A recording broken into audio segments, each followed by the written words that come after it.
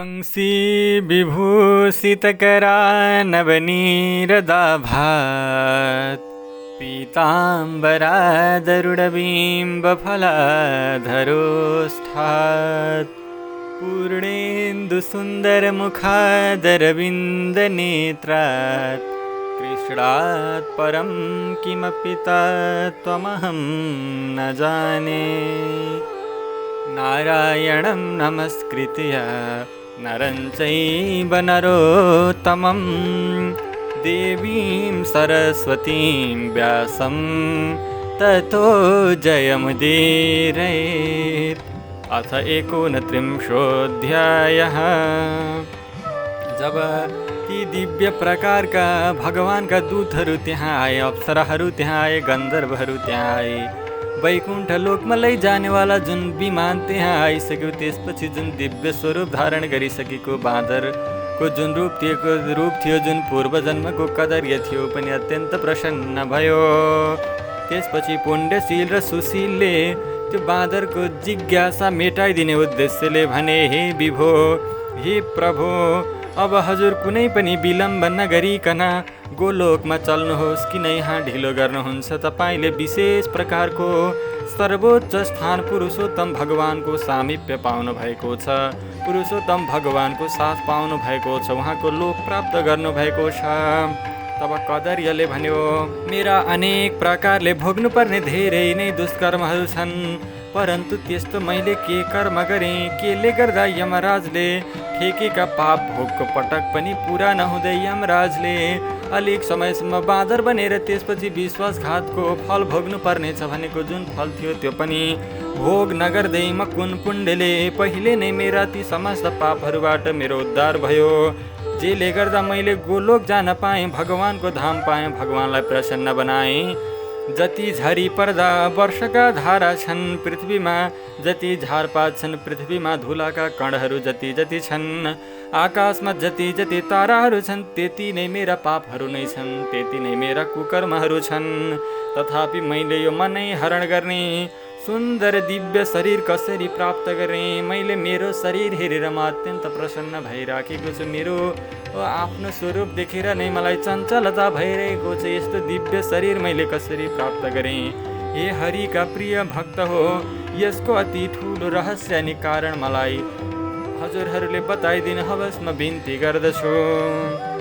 तब मुनि श्री नारायणले नारदजी महाराजलाई भन्नुहुन्छ, उसको यस्तो वचन सुनेर भने हरिका दूतहरूले भन्न लागे, अहो आश्चर्य छ हे देव, तपाईँले यस पदको प्राप्तिको कारणको त्यो ठुलो साधनलाई कसरी जान्नु भएन? आफूले त्यत्रो आराधना गरेर, त्यत्रो पूजन गरेर, व्रत उपवास गरेर पनि कसरी त्यो आफूले गरेको कर्मलाई बुझ्नु भएन? भगवानको कृपा कसरी भयो भनेर बुझ्नु भएन? हे प्रभु, भगवान विष्णुको अत्यन्त प्रिय अनि ठुलो पुण्य दिने पुरुषोत्तम भन्ने नामले प्रसिद्ध सबै उत्तम भन्दा पनि उत्तम महिनालाई तपाईँ के कारणले जान्नुहुन्न?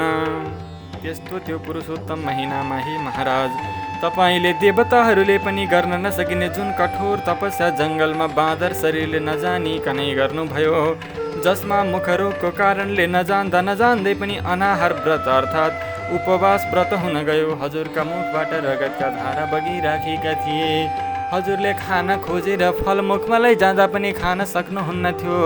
यस्ता प्रकारको जुन घटना भयो त्यसले गर्दा हजुरको सबै समय भोकै रहनु पर्यो, अर्थात् त्यो समयमा हजुरको उपवास भयो।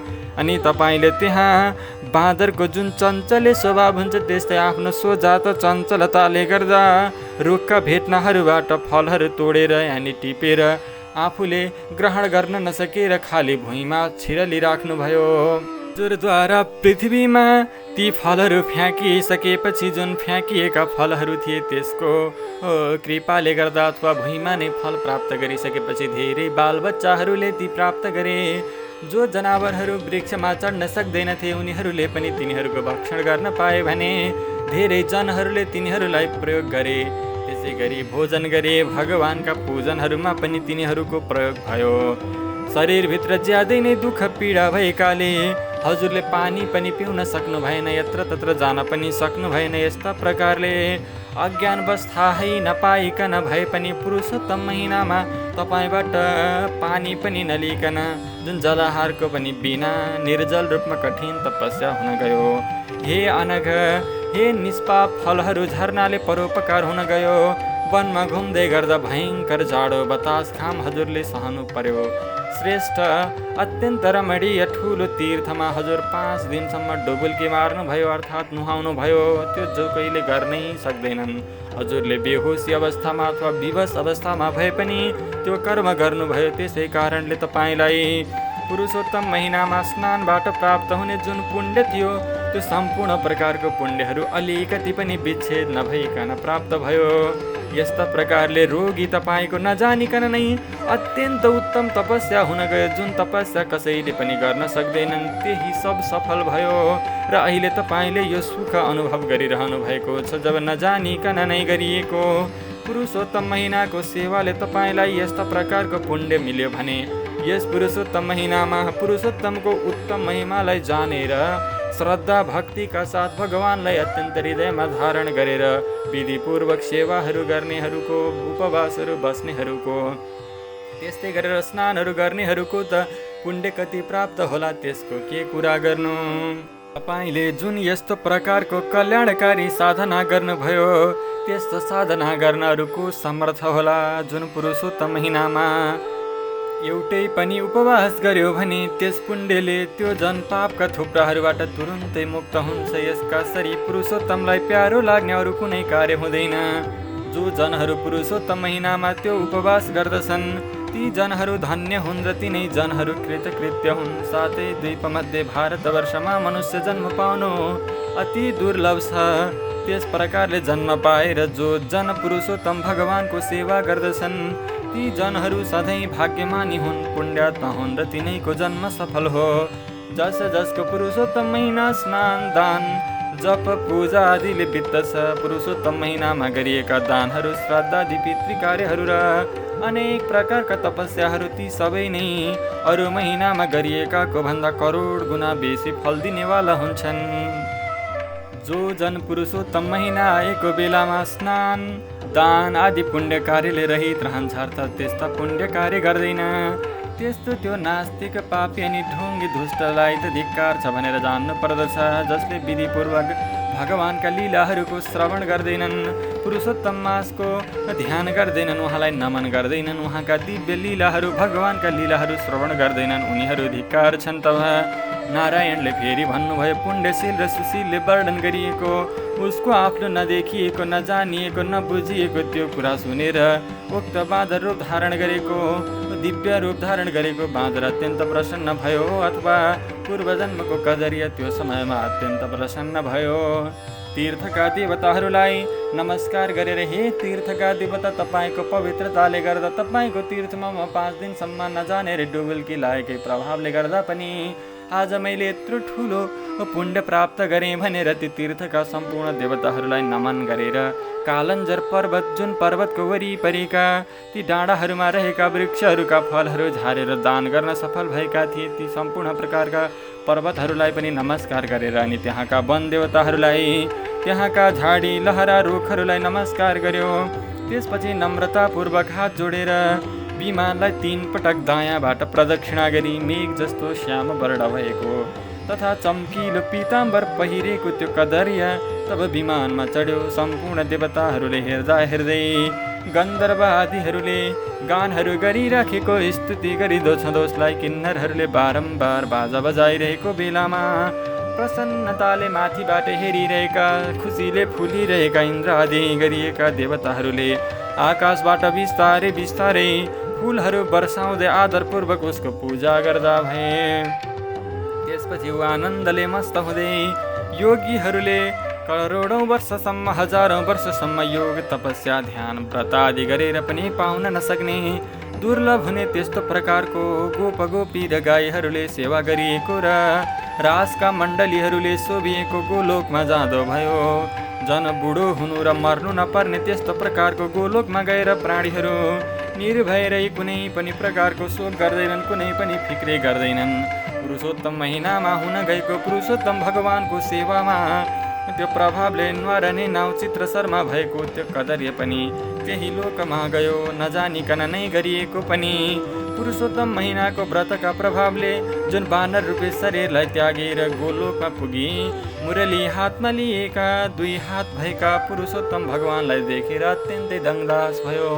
उहाँको रूप देख्दैमा आफूलाई आकर्षित गर्ने खालको सिधै गएर चरणमा गएर छौँ, भगवानका काखमा गएर बसौँ जस्तो त्यस्तो स्वरूप देखेर ऊ अत्यन्त प्रसन्न भयो। फेरि नारायणले भन्नुभयो, यो आश्चर्य देखेर समस्त देवताहरू छक्क परेर पुरुषोत्तमको प्रशंसा गर्दै सब आफ्ना स्थानमा जाँदा भए। यस्ता अत्यन्त मनै हरण गर्ने हृदय नै चङ्गा बनाउने खालका यी प्रसङ्गहरू श्रवण गरिसकेपछि त्यो सद्धर्ममा परायण हुनुभएका नारद मुनिले भन्नुभयो, हे तपोधन, हे मुनि नारायण, तपस्या नै धन भएका हे प्रभु, पुरुषोत्तम महिनामा महिनाभरिकै दिनको पहिलो भागमा अर्थात् पूर्वान्नमा गर्नुपर्ने दिनहुँको कार्य त तपाईँले पहिल्यै बताउनु भयो।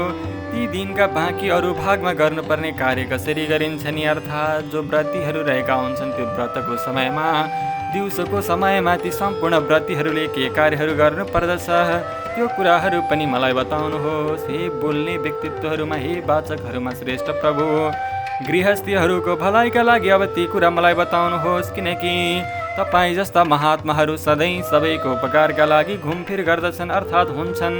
यस्तो भनिसकेपछि नारायण मुनिले भन्नुभयो, प्रातःकालमा अर्थात् पूर्वान्नमा गर्न बताइएका कर्महरू विधिपूर्वक गरिसकेर त्यसपछि दोस्रो प्रहर मध्यान्हमा गर्नुपर्ने सन्ध्या जप गरी पितृहरूलाई तिलकोषले तर्पण दिनु अनि तलका सबैलाई देवेभ्यः स्वधा भने झैँ भन्दै पृथक पृथक अक्षताको बलि दिनु।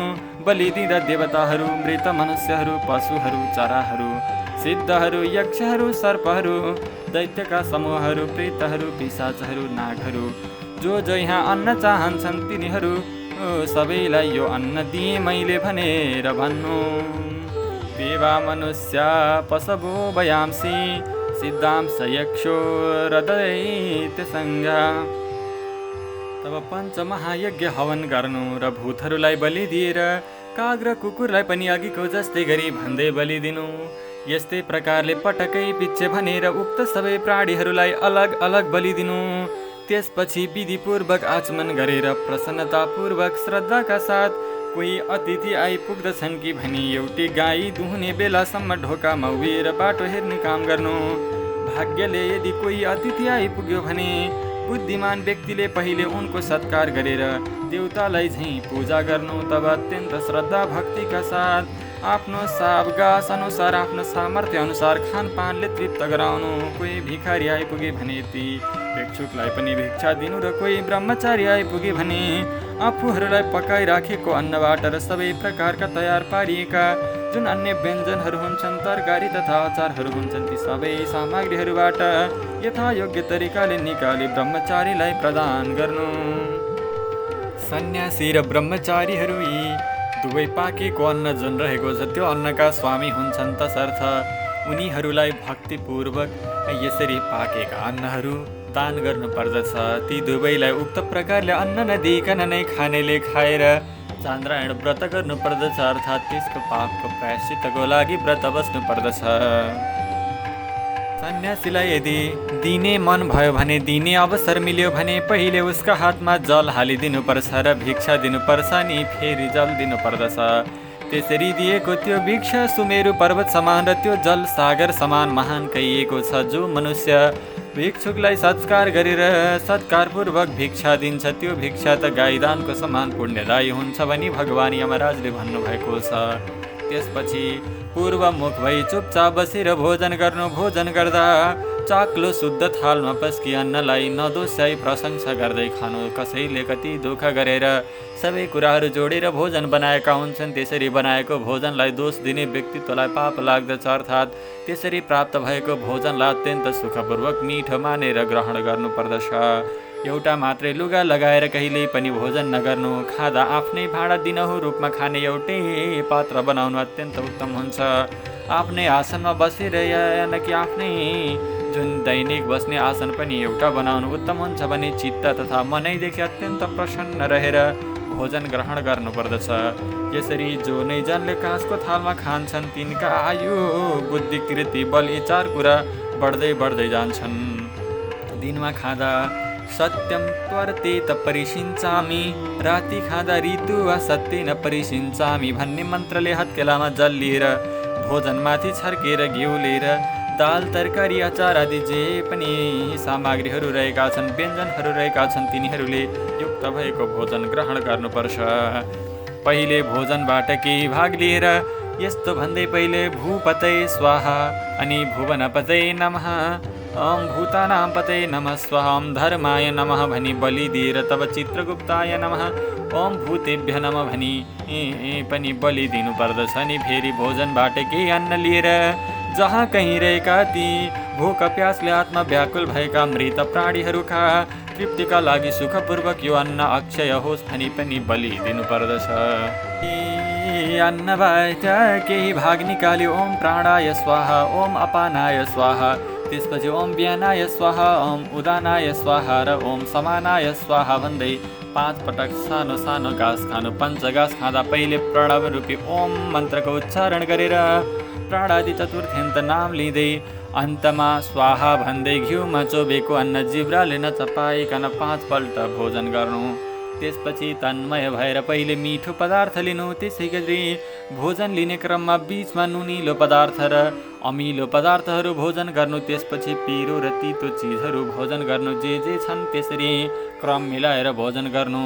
कुनै पनि पुरुषले खाँदा पहिले गिलो वस्तु खानु अनि बीचमा सारो वस्तु खानु र आखिरी अन्तिम समयमा फेरि पन्यालो चिज पिउनु अथवा जुन जलमय पदार्थ हुन्छ त्यसलाई पिउनुलाई राम्रो मानिन्छ। त्यस्तो व्यक्ति बल र आरोग्यबाट रहित हुँदैन, निर्बल र रोगी हुँदैन।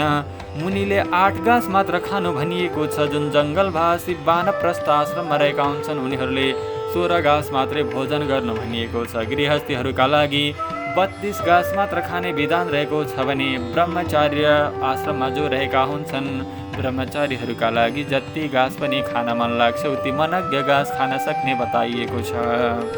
जो पनि विद्वान व्यक्तित्वहरू छन् उनीहरूले कहिल्यै पनि शास्त्र विरुद्ध अभक्ष्य वस्तुहरू जुन भक्ष्य भोज्य वस्तुहरू रहेका छन् तिनीहरूलाई जसलाई हाम्रो शास्त्रले निषेध गरेको छ ती वस्तुहरू भोजन गर्नु हुँदैन।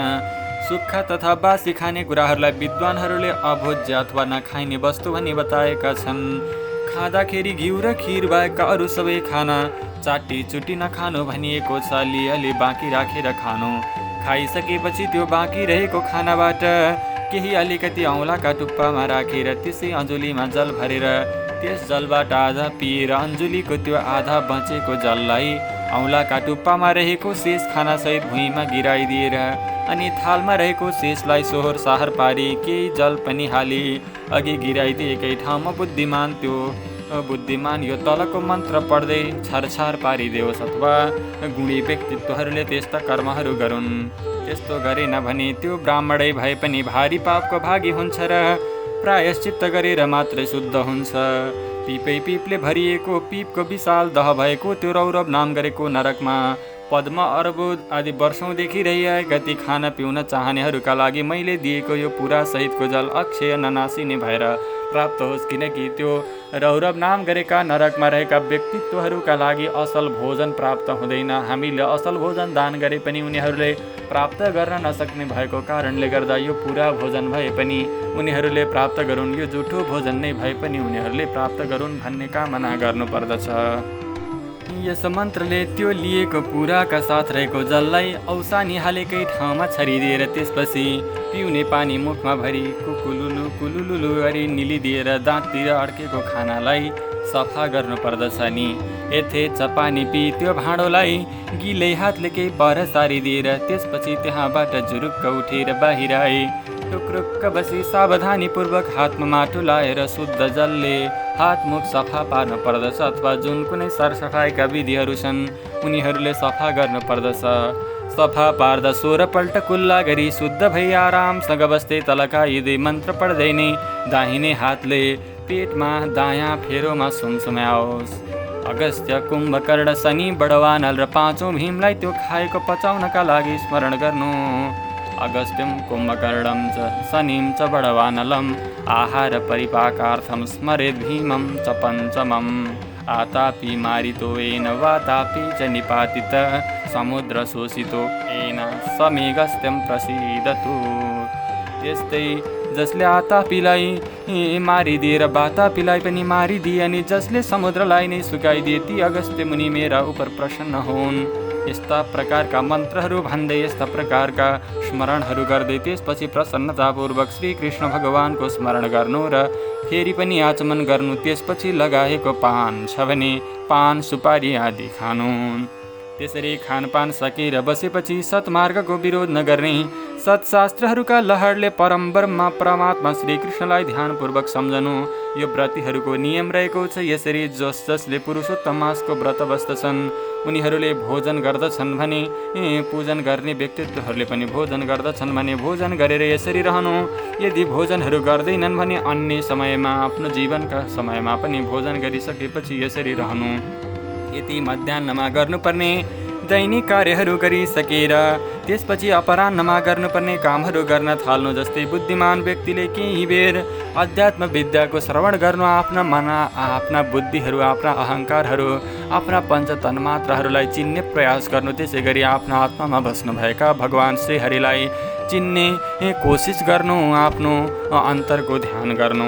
एकदमै आजीविका नभएको व्यक्तिले पनि एकछिन शान्त मनले अध्यात्म विद्याको श्रवण गर्ने गर्नु। किनकि मनुष्यले सुनेर नै धर्म जान्दछ र सुनेर नै पाप कर्म गर्न छाड्दछ, सुनेर नै मोह हट्दछ र सुनेर नै ज्ञान रूपी अमृत प्राप्त गर्दछ। नीच जन पनि सुन्नाले चाँडै नै श्रेष्ठपनामा प्राप्त हुन्छ र श्रेष्ठ जन पनि नसुन्नाले नीचपनामा प्राप्त हुन्छ भन्ने शास्त्रीय मर्यादा रहेको छ, विद्वानहरूको उक्ति रहेको छ। त्यसरी विभिन्न प्रकारका बहुमूल्य वाणीहरूको श्रवण गरिसकेपछि, शास्त्रको श्रवण गरिसकेपछि बाहिरतिर गएर गर्नुपर्ने आफ्ना दैनिक आवश्यक व्यवहारहरू जे रहेका छन् ती सम्पूर्ण कर्महरू गर्नुपर्दछ। कर्म गर्दै गर्दा मैले यी सम्पूर्ण कर्महरू भगवानको लागि गरिराखेको छु भन्ने सम्झेर शुभ कर्महरू भगवानप्रति समर्पित गरेर गर्नुपर्दछ। अनि सबै काम सिद्ध गरिदिने श्रीकृष्ण भगवानलाई मनले ध्यान गर्नुपर्दछ। हे नारद, मैले तिमीलाई पूर्वान्नमा, मध्याह्नमा अनि अपराह्नमा गर्नुपर्ने कार्य बताइसकेँ। अब चौथो प्रहर अथवा सन्ध्या जुन साँझ रहेको छ त्यो समयमा गर्नुपर्ने कार्य बताउँछु, सुन। सूर्य अस्ताउन लागेपछि कुनै नजिकैको तीर्थमा गएर अथवा घरमै भए पनि हात गोडा धोएर पवित्र वस्त्र पहिरन बनाएर साँझमा गर्नुपर्ने सन्ध्या जपको उपासना गर्नु। जो अधम ब्राह्मण अल्छीले साँझको सन्ध्या जप गर्दैन त्यो अधम ब्राह्मण गाईमारीको बराबर पापको भागी अथवा पापी हुन्छ र मरेपछि रौरव नामका नरकमा प्राप्त हुन्छ। तसर्थ जसले भगवानका शास्त्रहरूको व्याख्या गर्दछन् तिनीहरूले साँझको समयमा अवश्य पनि सन्ध्या गर्नुपर्दछ।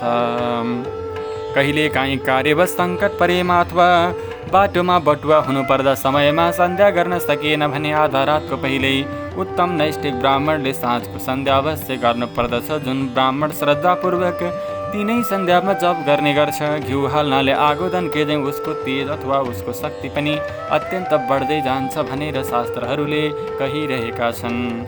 आधा सूर्य अस्ताएको बेलामा सूर्य देखिँदै आसनमा बसेर प्राणायाम गरेर ओम आपो हिष्टा भन्ने मन्त्रले मार्जन गरी साँझको जप गर्नुपर्छ। साँझमा फेरि विभिन्न मन्त्रहरू लिएर बिहानमा पनि मन्त्रहरूले आचमन गर्नुपर्छ।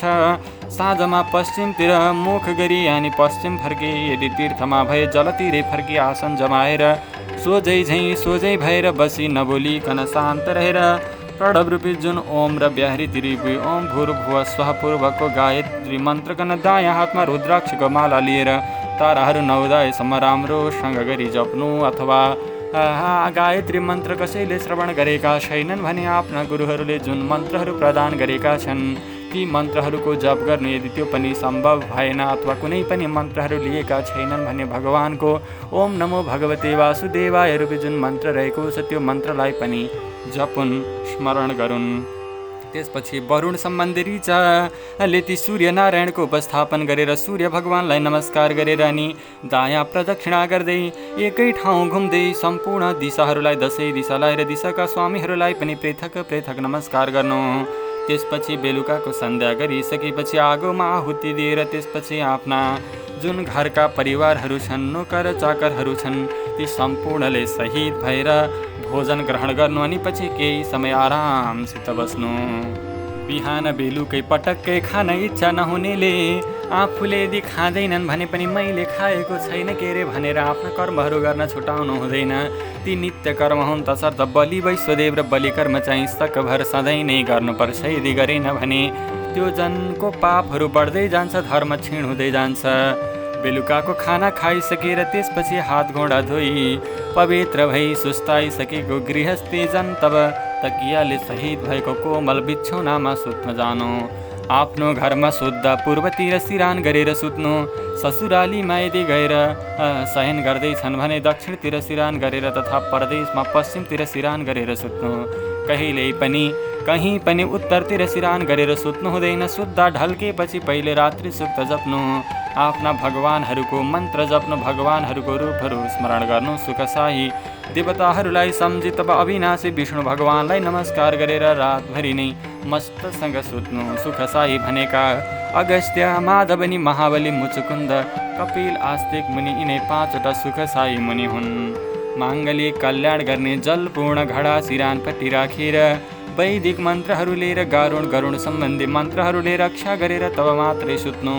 पुरुषोत्तमको व्रत बस्ने व्यक्ति सदा सर्वदा आफ्नी पत्नीलाई मात्रै प्रेम गर्ने गरोस्। त्यो समयमा नभए पनि अन्य समयमा पत्नीको ऋतुकाल भएको समयमा मात्रै उनीमाथि गमन गरोस् अथवा उनीहरू प्रेमालापमा रहन्। पर्व औँसी पूर्णेलाई छोडेर मात्र रतिको इच्छाले उसँग जाने गरोस्।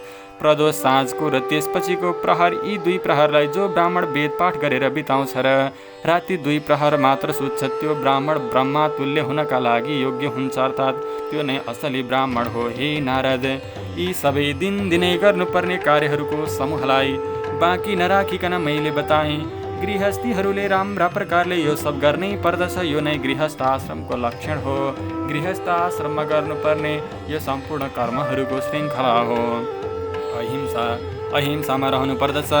काटमारहरू कुनै पनि प्रकारले तन मन वचनले गर्नु हुँदैन भनेर गृहस्थीहरूलाई बताइएको छ। सत्य साँचो वचन बोल्ने गर्नु पर्दछ। सबै प्राणीहरूमा दया गर्नु, शान्तिपूर्वक रहनु, जो सकेको दान गर्नु, यही नै गृहस्थाश्रममा रहनेको धर्म हो भनेर भनिन्छ।